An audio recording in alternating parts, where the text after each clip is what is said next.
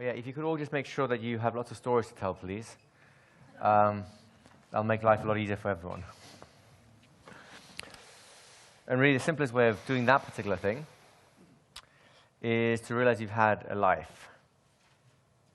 You haven't just popped out of a box this instant. And that means you have like a lifetime of very rich and rewarding experiences, right?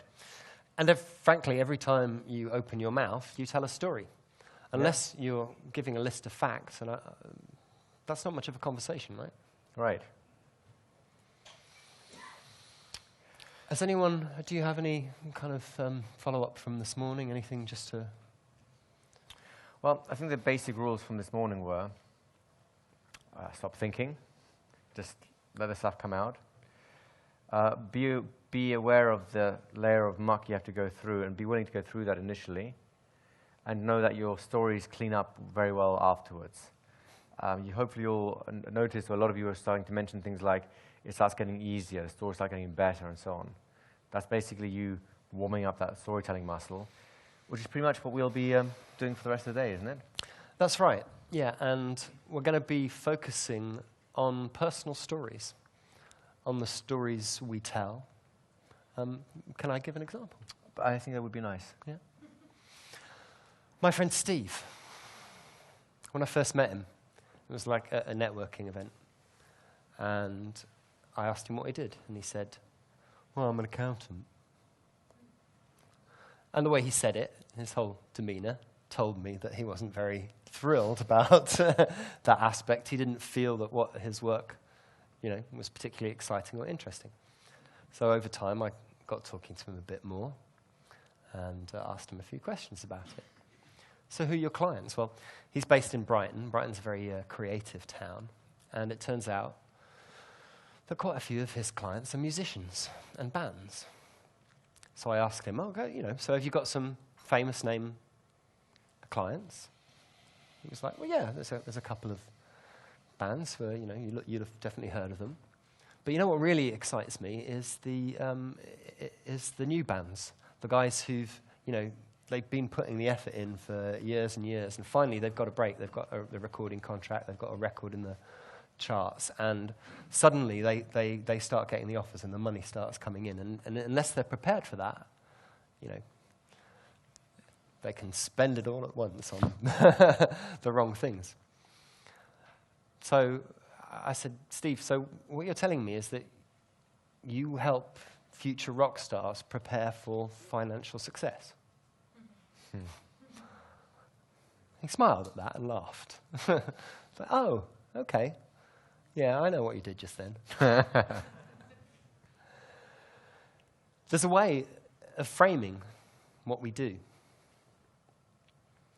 and finding the positive in it, finding the passion, the excitement, the spin. And there's a thin line between spinning and spinning. Well, that's okay. So one of the things we want you guys to get used to now is how to appreciate the stories you don't think you have more, so that when you start recognizing the value in what you have, well, then other people can see that more clearly also. I think the best way to do that is start with an exercise, don't you? Yeah, and you can help each other in this context, because as you're hearing each other's stories, it might help the person who's telling the story if you reflect back to them. Only that which works and you enjoy. That which you enjoy. That's a very important point, because whatever we feed back, attention goes, energy flows. So do you want to feed back what you want to have more of, or the things that you want to have less of? See, unfortunately in our world, especially in school, what do? They feed back on all things you didn't do well. Red mark, change this, do the other. That really worked for you, didn't it?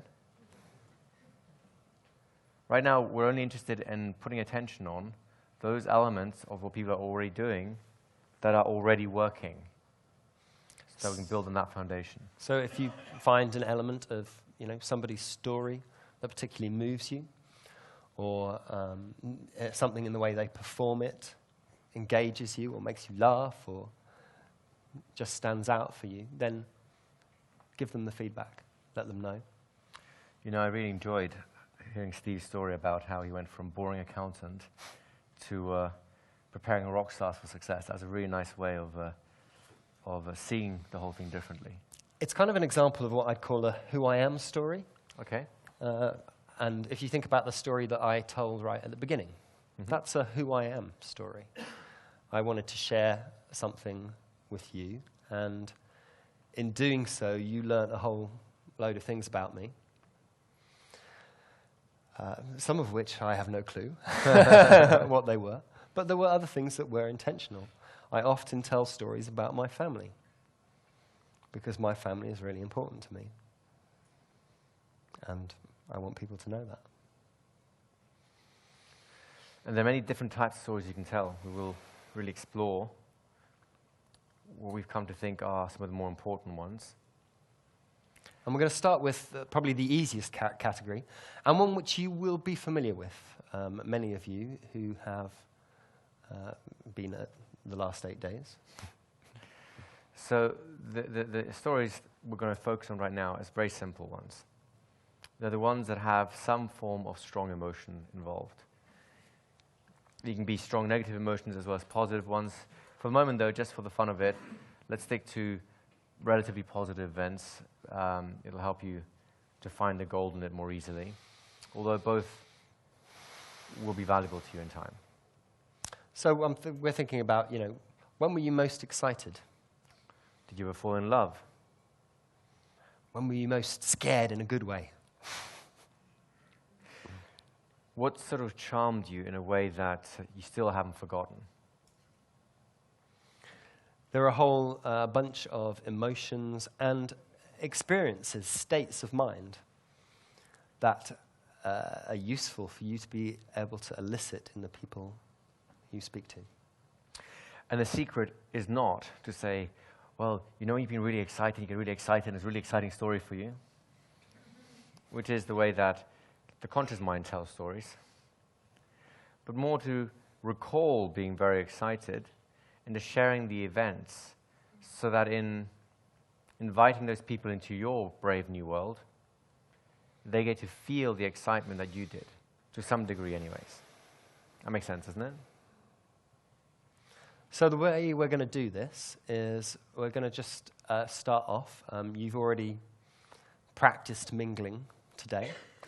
And I'd like you to take a minute in pairs, so 2 minutes, to each share a story about some experience that you had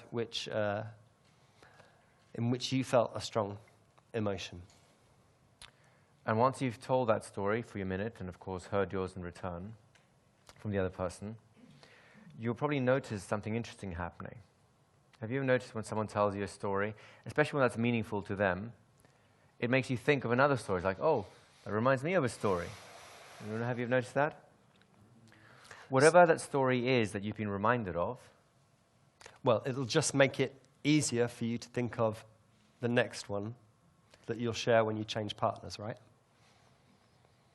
So you'll use each partner as a sounding board, so you realize what the next story will be without having told it yet. Our intention over the course of this weekend is that you generate lots and lots and lots of different stories and experiences. This is why we've been practicing the whole discarding, remembering discarding. And when we say discarding, it doesn't mean that you forget about them forever. It just means you don't get attached to them. You can have one story and another story and another story, and just find them wherever they happen to arise. One of the things that I find handy as I'm working on stories, and in order to remember them, is I give the story a name. So like, the crazy cat story is something easy to remember. It's funny you say that because I do something completely different. For me, the stories always revolve around some person, object, thing, event, and just by seeing that in my mind's eye, I remember the whole story. If you want to think of Snow White, you could have Snow White, 7 dwarves. Or you could think of an apple with a piece missing. And that to me just reminds of the whole story. It's kind of like you could create a house or a room in a house and have a whole set of drawers and just store those pictures and images. Something we might actually explore in some point. So for the moment, that's just us waxing lyrical about all kinds of crazy events. Really, all that's really required right now is if you guys were to sort of stand up and then start chatting to each other, spending about a minute each, telling an emotional story, and then moving on to someone else. Off you go. All right, hands up if you told at least one story in that whole round of exercises. At least one plus. Hands up if you chose to hold at least 2 stories in the whole exercise. All right, 3. All right, hands are going down now. 4. Not a single hand for 4. Wow, okay. Well, that'll be the new gold. The Olympic storytelling championships are here.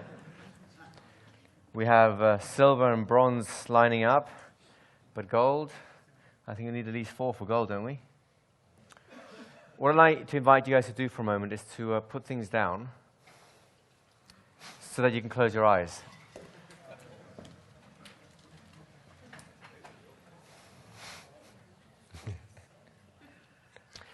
And I would like you to begin to think about a place that's very familiar to you. The easiest one to take up would be your home. Because you have many different locations in your home. You have a kitchen, bathroom, some kind of hallway. You probably have some kind of living area, bedroom. There may be many more rooms in this particular home, but those are the typical things that you can expect to find.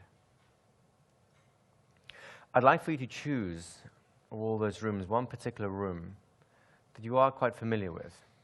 It could be the kitchen, the bedroom, it could be your bathroom.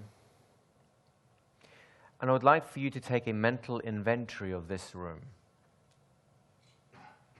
So for example, if this were a kitchen, you'd probably have a refrigerator,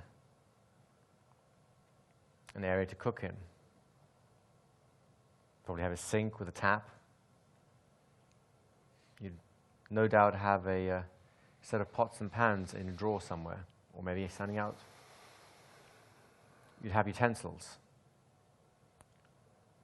Maybe you have a drawer full of knives. Maybe the knives are on a special board that you can move them in and out of. Most people have a cutlery drawer. They'll have drawers where the dishes go, and glasses, different kinds of glasses. Some people who enjoy drinking wine, for example, might have a wine rack. You might have something different. I'd like for you to take inventory of the space that you're thinking about, whether it's the kitchen or somewhere else, and find 10 such locations there that will be of, well, that's easy for you to recall. And then just walk around them in sequence. If you start at the fridge, of course, right next to the fridge would be maybe the freezer, maybe the dryer. Right next to that might be a tabletop. Next to that might be a sink. Next to that might be something else. Just mentally, just take a tour from one logical step to the other until you've collected 10 locations that are quite distinct from each other.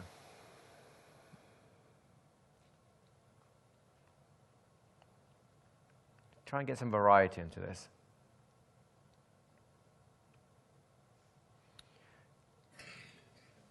And once you've chosen your 10 locations and you've taken a little tour of all those 10 in a particular sequence, repeat the sequence, maybe 2 or 3 times, just so you're sure you're taking the same path around this particular room each and every time.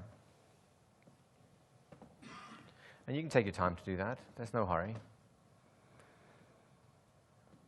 We'll wait here quite comfortably until you've completed that sequence, found 10 locations that look a little different each time, and run through them 3 or 4 times.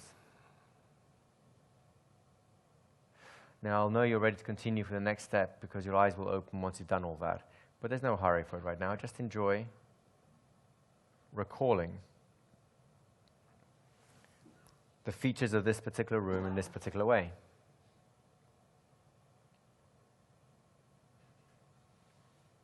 And once you've gone through it 3 or 4 times, then you can just open your eyes and look up front. Can we have some assistants with mics walking around, please?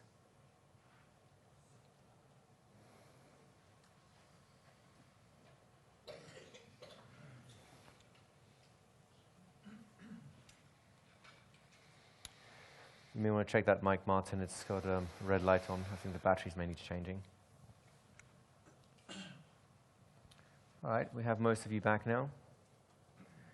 1 or 2 are still rehearsing, which is fine. So as the last couple of people make their way back, who wants to share a little bit about the room that we're in, the kind of different locations that they found, the kind of journey they took? Anyone? This is the interactive portion. Thank you, Pamela. Pamela, thank you. Just start off with that.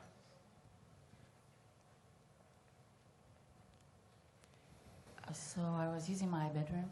Use your bedroom, yeah. And so it's just one big room with walls completely like this with stuff everywhere. Oh, excellent. So lots of different stuff on the walls, yes? Yes, but it's extremely well organized. Oh, we like that. In increments. Well organized is good for this. So it's a lamp, and then it's ESL books. Wonderful. And then it's a section of papers, because Right. papers stick to me like magnets. Right. And it's a piece of plywood with computers. Fantastic. And on stall horses, and then more genealogy notebooks and things. Very good. And then a TV set and stuff to make. May I pause you there a second, Yes. Pamela? Yes? If you're not actually looking at Pamela right now, you're probably missing it. Can you carry on describing this?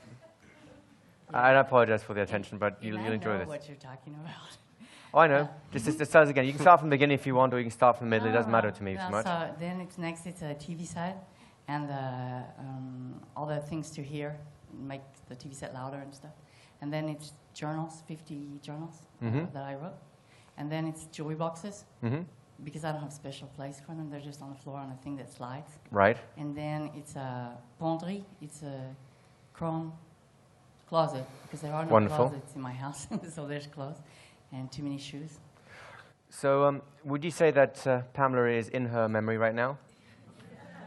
Very firmly located.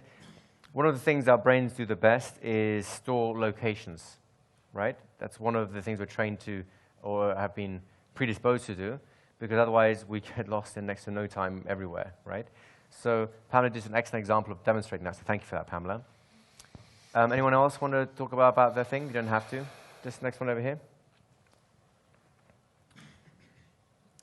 One thing that I found is, as I went around the room once or twice, I remembered things that I didn't remember the first time. You're starting getting extra details as you go along, right? Yes, so, and you can add them in or you can skip them. It doesn't matter. The point is, at the end of the whole process, do you have a clear route of some 10 or so locations that you can go around? Yeah? So started, we call it our sitting room or music room, and because it's used for both purposes. Sure. So there's an upright piano. Yeah, very nice. Into the room, and there's an upright piano, and there's some bookends on top of the piano, and some pieces of music. And once again, if I may pause you briefly, once again, do you see how she's stepping into her memory very fully there? This will be very important to us in a moment. Carry on. And then on the other side of the doorway, there's a nice stand with some drawers in it. There's a television on top of that. And in front of that, there's a little storage cabinet where my son used to keep his video games. And he'd sit there and do the video on the TV. And then there's a window, and there's a bench under the window. And then you come around the room, and there's a bookcase with glass doors. And on top of the bookcase, I have my Hummel collection, and Arthur has his collection of special signed books inside of there. And as you come around the room, we have a table and a lamp, and then another sitting chair.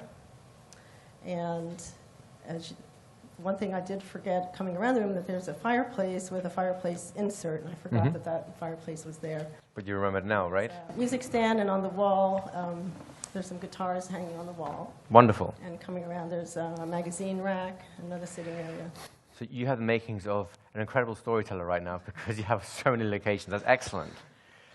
Now, does everyone have one room with a similar sort of familiarity that as these two people have just talked about, yes? So here's what we're going to do, and Werner, I'll give you some special instructions in a moment. In a moment, we'll do the same thing again. We'll sit down and we'll mentally go through that room. But before we do that, I would like for you to think about the 2, 3 or so stories that you told just now during the exercise. And I'd like you to select from those 2 or 3 stories one element that encapsulates it for you. It could be the title, as Robin was saying. For me, it'd usually be something I can see. For example, a person that is in there, maybe they'll dress a particular way. Maybe it's located somewhere. For example, if I think of a story about in my law firm, I might just think of the front doors of the law firm to remind me, oh, this is what this story is about, right? For you, Werner, I would recommend that however you remember things, whether it's through sounds that were familiar to you or through feelings or a sense of touch or feeling a particular object, that you select something like that, one simple sense that encapsulates the story for you. If you think of one, you instantly think of the other. Can you all do that right now? Yeah? So just go through the 3 stories you told and select some portion of that that epitomizes that particular story, something unique about that story. So when you think of that particular object, event, person, whatever, that story springs to mind. Is that easy to do? As soon as you've done that, you might as well close your eyes again.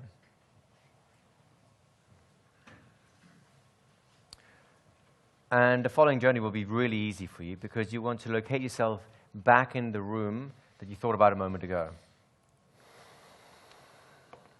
And just take a few moments to reorient yourself. Just quickly zip through those 10 locations. Where did it start? What was the second point, third point, fourth point, fifth, sixth? You don't have to remember the number, of course. You just remember that they're in a sequence. And eventually you get to the 10th location. When you've done that, I would like to come back to the first location and really think about that place. Really have a look at it. And then consider your first story in that item, person, icon that really reminds you of that first story. And if someone were to take a photograph of it or a cardboard cutout and stick it to that first location, what would that look like?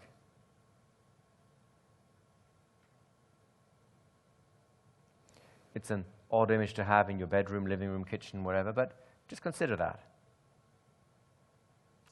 And then move on to the second location, the one that right after, and do the same with your second story. Whatever the thought, image, idea, person, whatever icon really symbolizes that story for you. Again, create like a mental cardboard cutout that you would stick there and just have a look at that scene being a little odd, you know. You can superimpose it on top of each other. Somehow connect the two, though, so they're touching.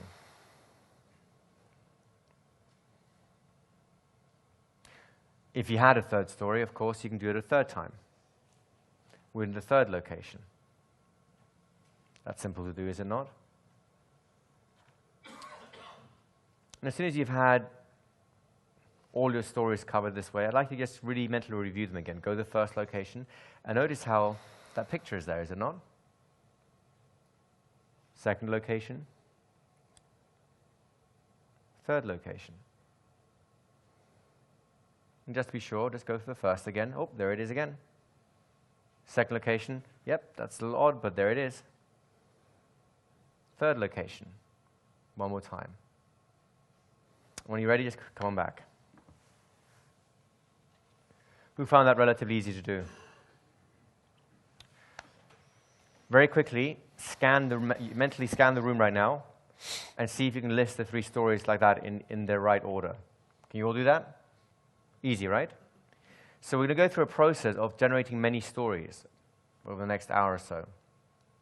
Each time a story comes out, we may ask you for you to put it to one side, discard it, go into another story and so on. But what we're really saying is, find something within that story that is unique, a picture, an item, some kind of an icon, and stick it on the next location. and then mentally rehearse all the ones that came before it up to that point. And when the chain is complete, you go, great, forget about it, new story. Can you all do that? Is there a question?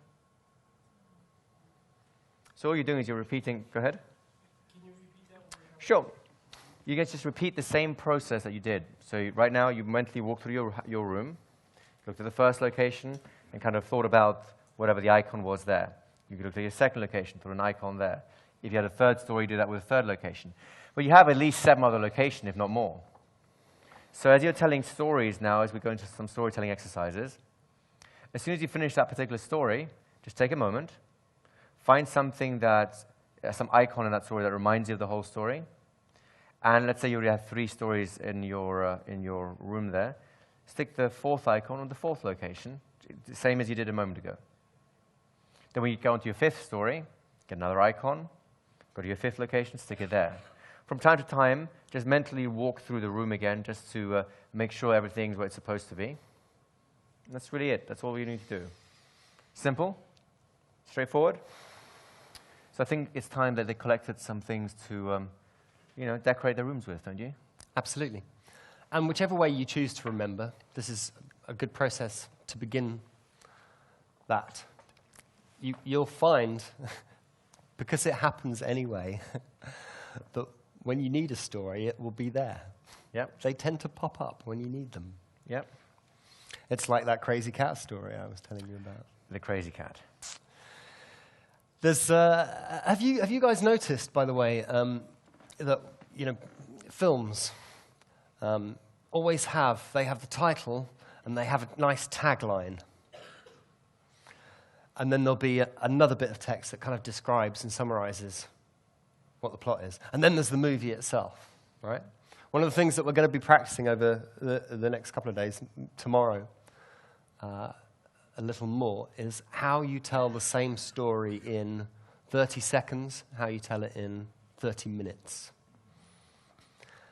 And the key for that is working out what's the tagline of this. If this was a movie, what would the tagline be? That's how I do it. One of the simplest examples of a title that's also the tagline: Snakes on a Plane. Right? Anyone have any doubts what that's about? We're going fishing, I think. So just have a think about, as you're working on your stories, what's the tagline for this story? How could I tell this in a sentence or 2 sentences? And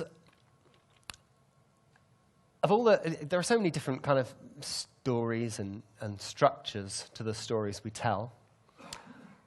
What I'd like you to do for the next couple of exercises is choose 1 or 2, let's say 2, of the stories that you've just generated to work on and refine, because I'm going to introduce a couple of ideas to you about how stories are structured and the important elements that they have, so that over the next couple of hours and then over the next couple of days, as you continue to tell stories, you can begin to focus and pull out really the essential elements of what you're telling.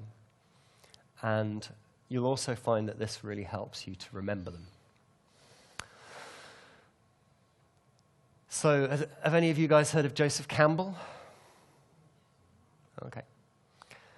Joseph Campbell wrote a book called The Hero with 1,000 Faces. And he looked at stories throughout history, mythologies of different cultures, and more modern literature and films, TV programs, all the different ways that we receive stories. And he showed that basically they're all the same. They all have an essential element. It's the struggle of the hero through adversity to victory and triumph. Now, I should say in advance, Joseph Campbell isn't a personal inspiration of mine. I love his stuff. He has lots of ideas, but in my own kind of history of learning this stuff, he's not somebody who had a great impact on my particular way of working. And if you look at his model, there's loads of different kind of stages, and people have refined that. So if you want to follow up and read more on the internet about this kind of thing, then do. I'm going to give you the simple version, the version that you can remember with 5 fingers. Or 3.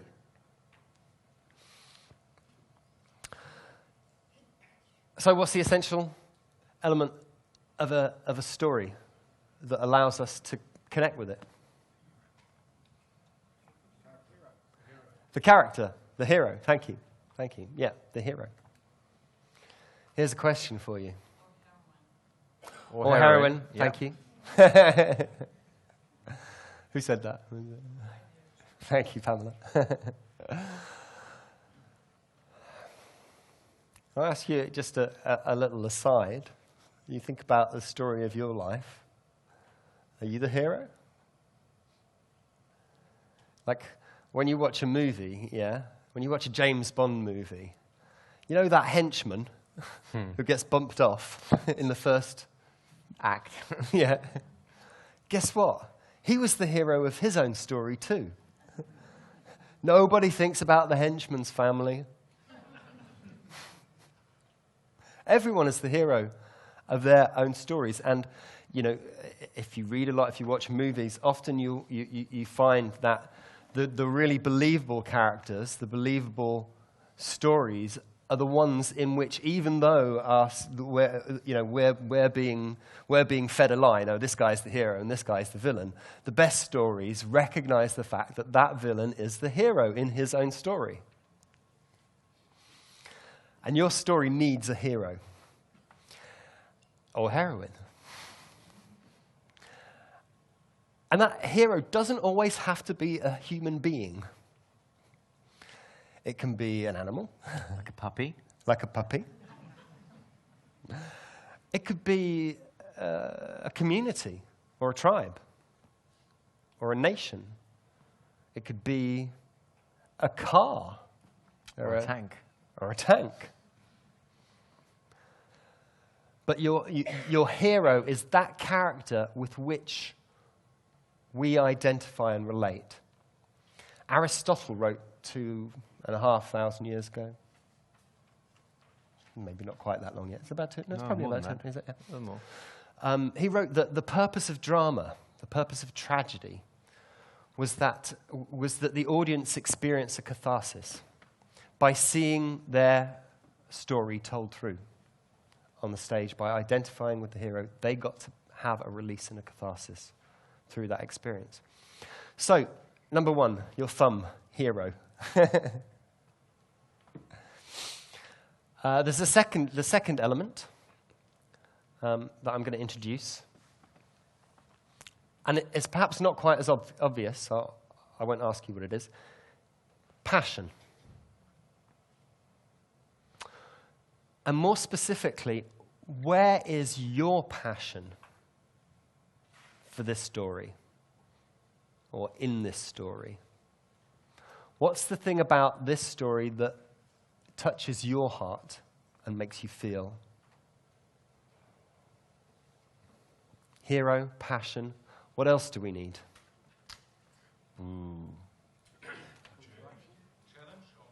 A challenge or problem.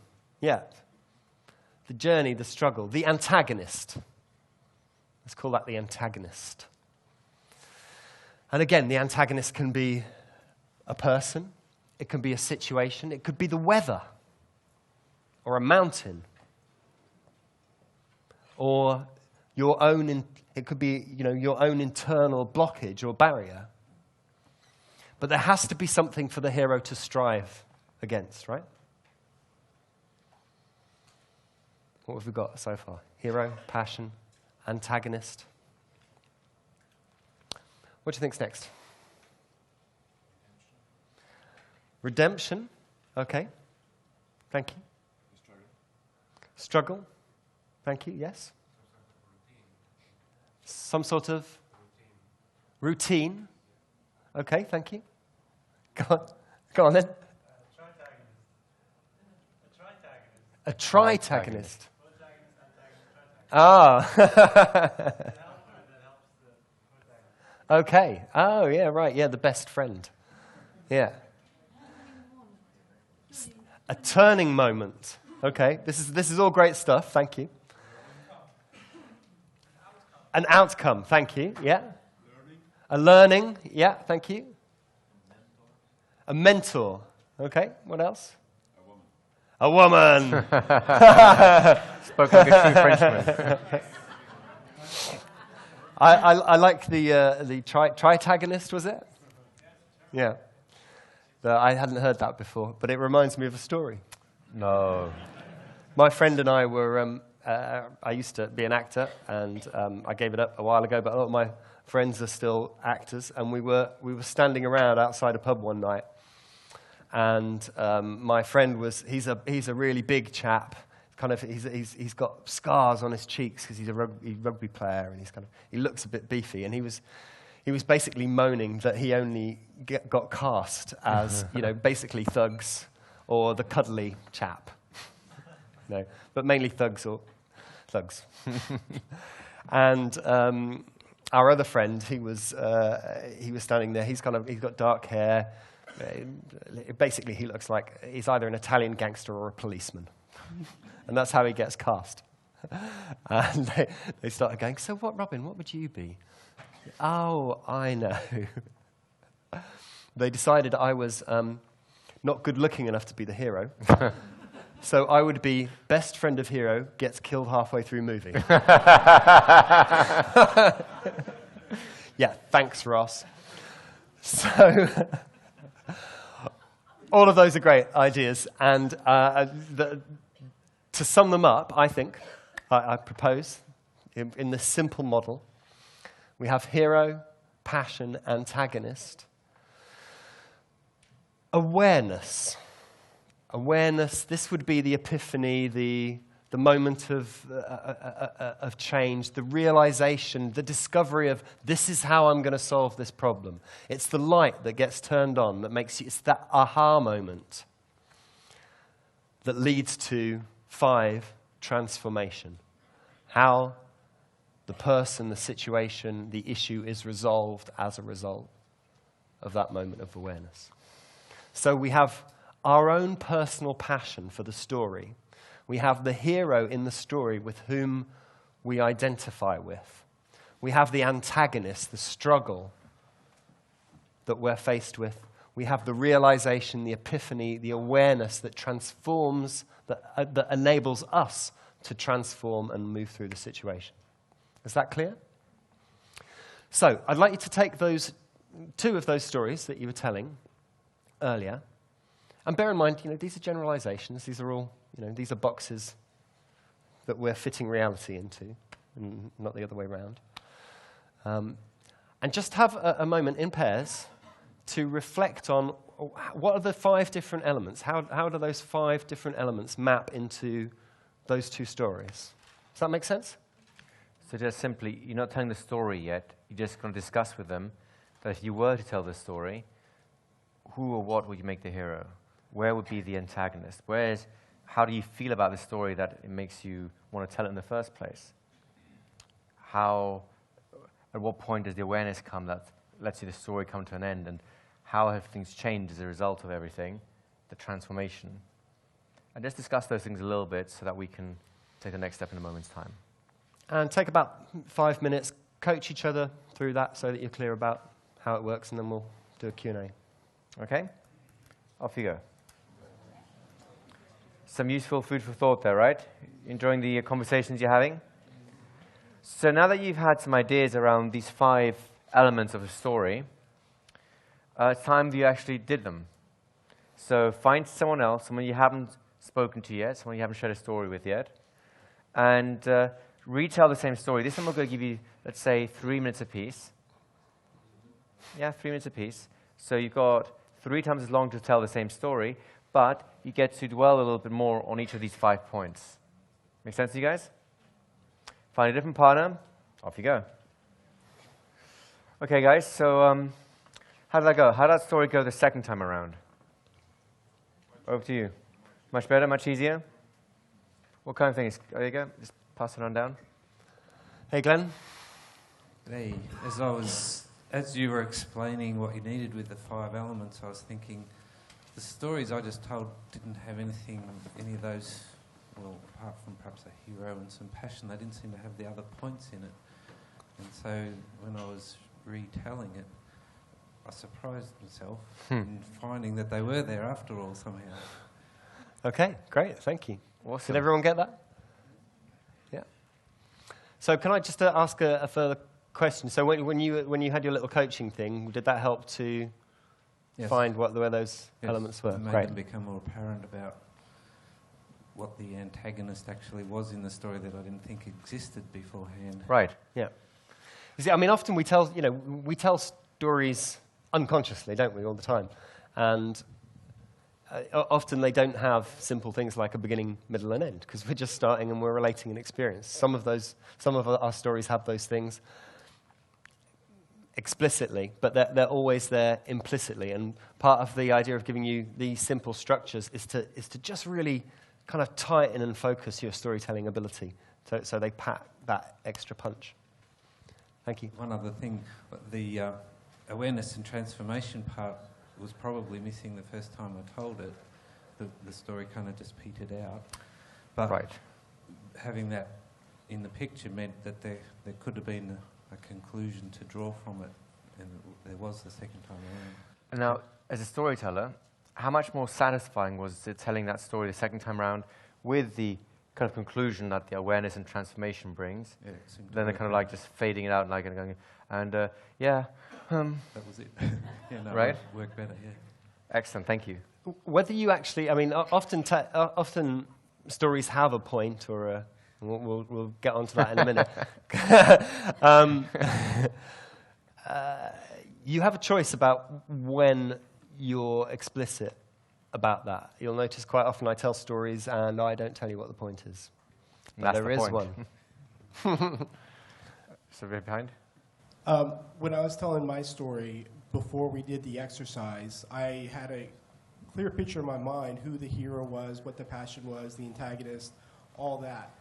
And when I retold it the second time, I had a hard time figuring out, okay, well, am I the hero or is the other person the hero? It was kind of ambiguous at that point. And so I kind of felt that was kind of fun, now that I had to rethink about it, that it could have been either way, and how those lines are kind of blurred. And you know, you just found one of the secrets of storytelling. The great storytellers don't have like a grab bag of 1,000 stories. Actually, even, and Rob knows more because you've actually hung out with these people, they may only have a story of like 5 or 10 stories. But they retell them differently each time, depending on what is necessary at the time. People used to accuse Erickson, Milton Erickson, the famous hypnotist, of course. As you may or may not know.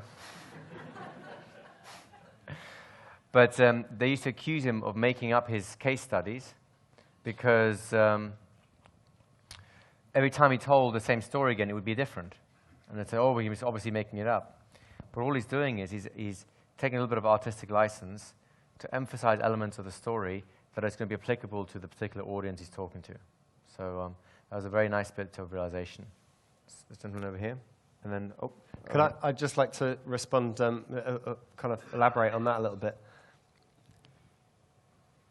There are some situations in which it's really useful to change who the hero is and to frame it differently. For example, I put a few videos on my website, hypnoticstorytelling.com, recently about David Niven, who is one of my favorite storytellers. He's an English actor and gentleman. But he would always make himself the butt of the joke. If you're quite often, if you're telling a story that for comic effect, for example, the hero is actually the butt of the joke. And it's very useful sometimes if that's you.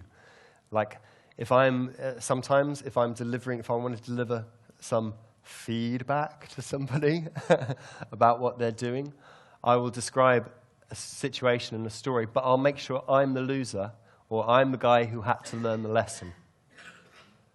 And because that means I'm not preaching. I'm learning the lesson, and they can choose to learn the lesson or not. Yeah. So was there someone there, and then the same lady here, and then we'll come over here. We made an interesting discovery that the story that was told had two heroes, each with their own passion, but the antagonist was where the two heroes met. They had the same antagonist, and then they kind of like went away again. So that was the awareness and transformation were different then again, but that was also an interesting thing to discover, because the person who told us there said, well, I don't know who the hero is, and so from there we got that there are two heroes. And you've seen lots of stories where exactly that happens. It gets more complex then, but just remember, everything we're putting up here is not so much as a you must do it this way. It's just food for thought to assist you in making what you have become richer, more pertinent to the situation. And then in time, as we're going to some of the other stories in a moment, to allow you to really use the kind of stories that will have the effect that you want, the impact that you want. So it's going to be always a little bit artificial. There's some unconscious rules that we have, and by tweaking the emphasis points, we get to have a different effect, and that's really where you guys are right now, what you're exploring at this point. So, good job. Thank you. It sounds like a fascinating story. Yeah? It was very fascinating. Hey. The thing that I found was it gives you, as well as a set of coordinates, if you like, within the story, it allows you to change the emotion within the story. So obviously, at certain points, you may be going through obviously very different experiences in terms of what you're engendering in that person. So dare I say it, sort of fractionation. Okay. Yeah. Interesting. Thank you. I just need some clarification regarding passion. What I heard said was that what is your passion for telling the story? But what I heard just now is that what is the passion of the hero? So we'd like to clarify that.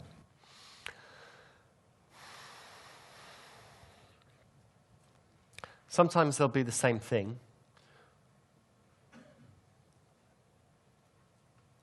I'd like you to consider, though, that, you know, if a story is a bunch of facts wrapped up in an emotion, you have to have the emotion that will carry it. The connection, the heart-to-heart connection that you make with people when you tell a story depends on you having a heart and having passion.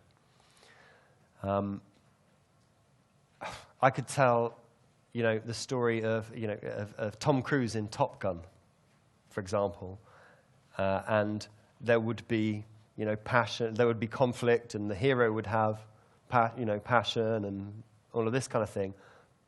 But I don't have passion for that story. It doesn't move me. It doesn't touch my heart. And really, that's what I'm thinking about when I asked you to consider the passion. It's how are you going to be moved by this story so that you can emotionally connect with other people, so you can move other people. If you're moved by it, other people will be. Does that make sense? Yeah. Does that help clarify your question? Thank you, Ben Winner. On this end here.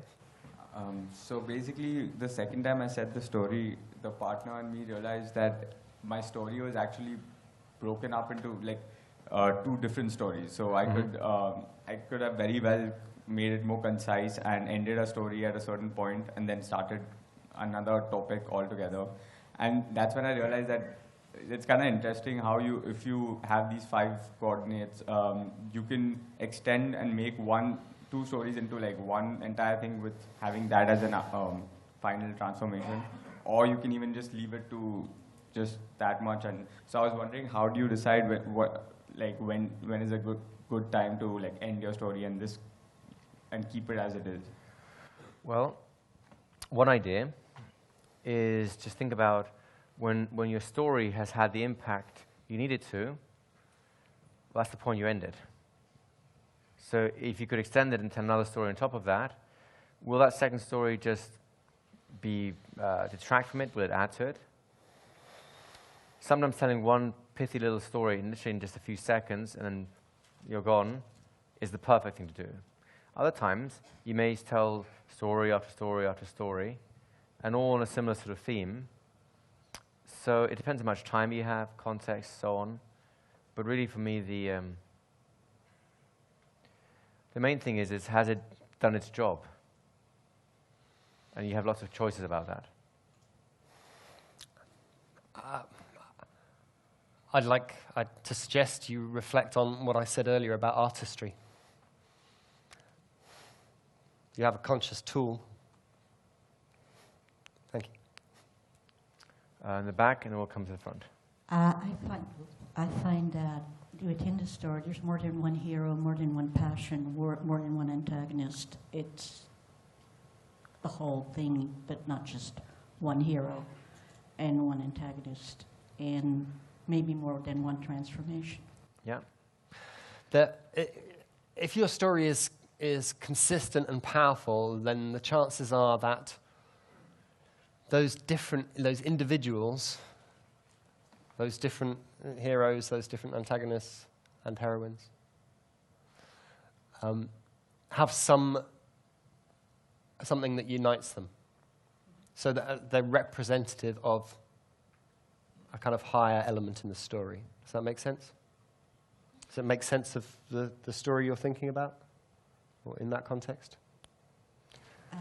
Not just the story I told, but also the stories I heard. They all had more than one hero. Did they have more than one character?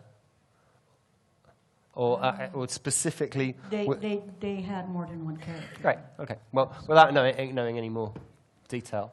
That's great. There's so many stories I want to hear now. Just consider one other thing.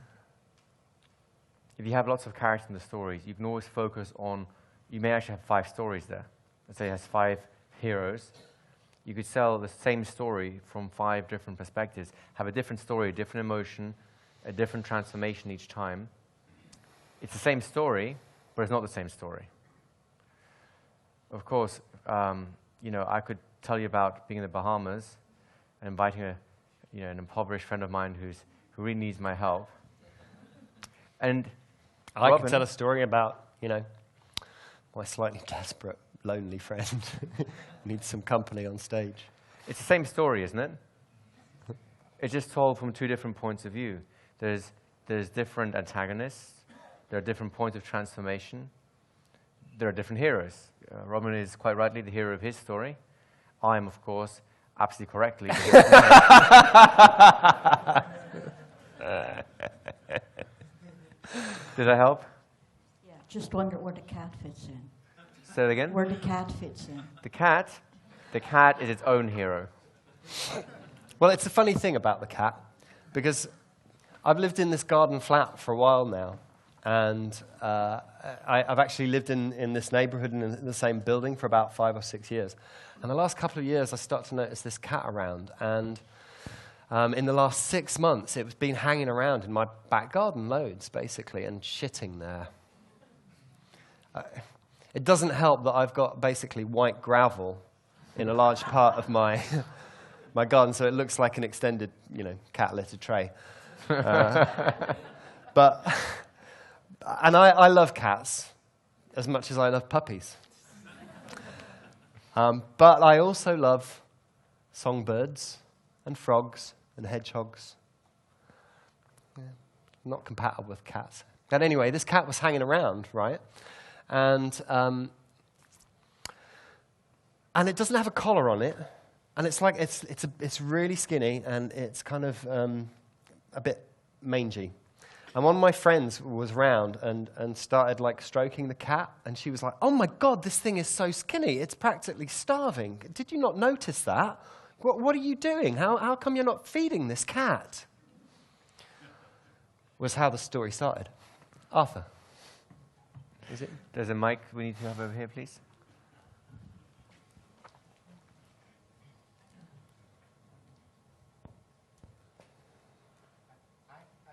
Oh, is it on? Is it green? Okay, try it out. Hello. Yeah. I have a different kind of question, and that is, I must have had lots and lots of stories in the past, and I don't seem to be able to remember them as well, say, as other people who can easily call upon many stories before. And of the stories that I have, lots of them would be interesting, but I tend to forget them and move on to the future and sort of forget what's happened in the past. Now, some years ago, I wrote a book of stories, and so I was able... Nice. I was able to remember some of those stories, so I could tell those stories. But just to call up experiences, there must be some way. People are different, I guess, in how they can remember what's happened to them. So here's a couple of things. The first thing is, those quote-unquote natural storytellers, they tell a lot of stories. And part of their social skills, part of the way that they interact with the world is through storytelling. Now, because that's how their minds have adapted to connecting with people, because it's important to them, because they're doing it constantly, they're constantly looking for more stories, and so it's keeping fresh. Every time you tell a story, it reinforces it, so you'll have it again. Every time you tell a story as well, and you allow it to change and evolve and stuff like that, then you're basically telling your mind, I need more of this stuff. And of course, it starts becoming more sensitive to remembering it. The exercise we did at the start of this session, and we'll play a little bit more in the next session, is a way for you to start collecting some stories and follow that as a model for you to be able to have a long list of stories that will be around whenever you need them. But really, the simplest way to remember a story is to become a storyteller. And here's a promise I'll make, and it's an absolute promise. Most of those stories that you wrote in the book that you should probably call Memories from the Forgotten Realm, most of those stories will easily come back to you once you start telling different stories without thinking about it, just by enjoying them. So the fact that you're enjoying telling stories tells you you're in that storytelling state. When you're in a storytelling state, your mind goes hunting for more to, it's part of its job. And where's it going to look? Well, in the stories you already have. The experience that you're having right now, or until you got here, is a very effective future orientation.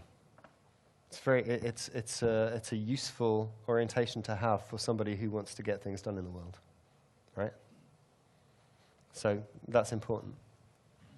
And the other side of things,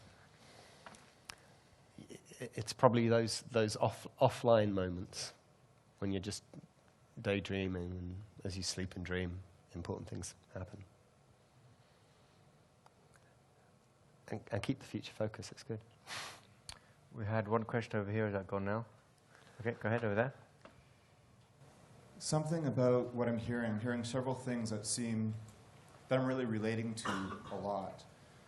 An example I'll give is I find a lot of musicians that I tend to work with in my hometown.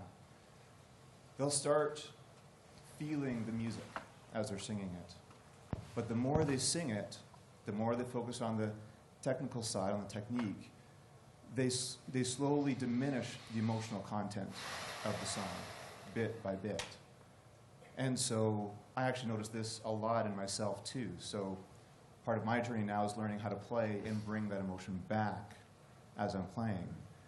But I'm also hearing some echoes of that in what I'm hearing other people saying, where they're talking about, well, you were saying, it's your emotional content that you currently are in that you initiate the story from. Because without that emotional continuity, it's, well, the song, the story is empty. As a musician, when the music works, it's because it becomes a vehicle for the emotional content, right? Right. And in the process of getting there, you practice scales and you practice all of this stuff. And what we're doing with these 5 different elements is it's scales. And over the rest of the afternoon, tomorrow, you'll be playing some scales on those themes. And yes, absolutely, the power, the artistry comes when you get that balance of conscious, unconscious, when you let go of having structure. I'd probably go too far the other way. My conscious mind has nothing to do with much of what happens in my life. So the only thing that I wanted to bring out was basically exactly that, just to remind, because of my own mistakes, I know how easy it is to get trapped in a technical place, and I'm hearing technical questions. Yeah. I'm just offering a reminder, based on my own experience, focus on the emotional state first, because everything else will come after. I mean, we're in hypnotic storytelling. That's what it's all about, isn't it? Yeah. That's a great lesson. Thank you. It is. And let's probably maybe take one more question, and then we need to break. Yeah. So we had a question over here, and oh, no, we're kind of over here waiting. Okay. Orestes, go for it. Who was there first? Okay, yeah, I'm here. So I just realized that in my story, the transformation was really hard to put my finger on. I mean, it's a story that is very easily connects with someone who had that kind of an experience, and I would have a lot of trouble describing all the different layers of transformations that happened when I went through the birth of my child. Right. Would that be a good story to tell to someone that that has not had that kind of experience, or it would be a better vehicle to connect with someone that already has? Yes. Thank you. The longer version, the unconscious version, of course, is. I chose to tell you 2 stories to introduce myself, one of which was about, where is she, Mercedes? Where are you? Hey, this master storyteller over here told me the story of the frame that she gave to her son. And I told you a story about a present that I gave to my mum. And I really wouldn't have understood what that windmill sitting in the living room meant until I had a daughter. It meant that, sorry, do I need to tell you? It meant that she really cared about the fact I bought her a windmill. Thank you. And just remember also, some of the stories you tell may be for the future.